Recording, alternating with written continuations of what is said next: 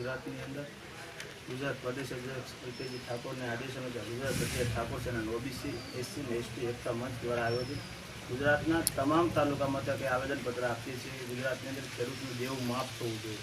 તો આજે ઉમરાળા તાલુકા મામલતદાર સાહેબને આવેદનપત્ર આપવા માટે આવ્યા છે. આપ અમારો અવાજ સરકાર સુધી પહોંચાડો એ આશા સાથે આપણી અપેક્ષા રાખીએ છીએ.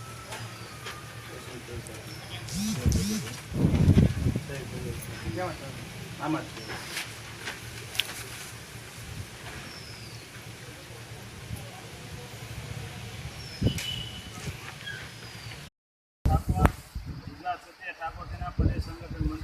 આજે ભાવનગર જિલ્લાના ઉમરાળા તાલુકાએ મામલતદાર સાહેબને આવેદનપત્ર આપવા માટે આવ્યા હતા કે ગુજરાતની અંદર ખેડૂતોનું દેવું માફ થવું જોઈએ.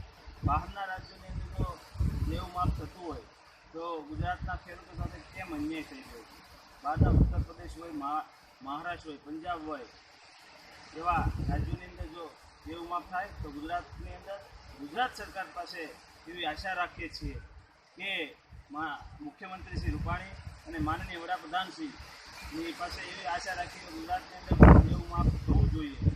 આજે ઉમરાળાની અંદર તમામ ઠાકોર સેના અને ઓબીસી એસટી એકતા મંચ દ્વારા એવી અમારી માંગ છે કે જો આવનારા સમયની અંદર આ અમારી માંગને વાચા આપવામાં નહીં આવે તો ગુજરાત પ્રદેશના આદેશ અનુસાર 7/7/2017ને અલ્ટિમેટ આપીએ છીએ કે આ ગરીબ કિસાનને પોતાને ટેકાના ભાવ નથી મળતા, વીજળી નથી મળતી, સિંચાઈનું પાણી નથી મળતું. આ તમામ સમસ્યાઓને આધીન લઈને સાહેબના આદેશ અનુસાર જે કાંઈ કરવાનું થશે તે આવનારા સમયની અંદર અમે સાહેબને જે કાંઈ થશે તે જન આંદોલન કરશું, જલદ કાર્યક્રમ આપશું.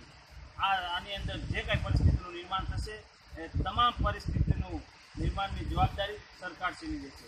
જય જવાન, જય કિસાન. માફ કરો, માફ કરો, જય જવાન, જય કિસાન, જય જવાન, જય કિસાન. ન્યાય આપો, ન્યાય આપો, ન્યાય આપો, ન્યાય આપો, ન્યાય આપો, માફ કરો, માફ કરો.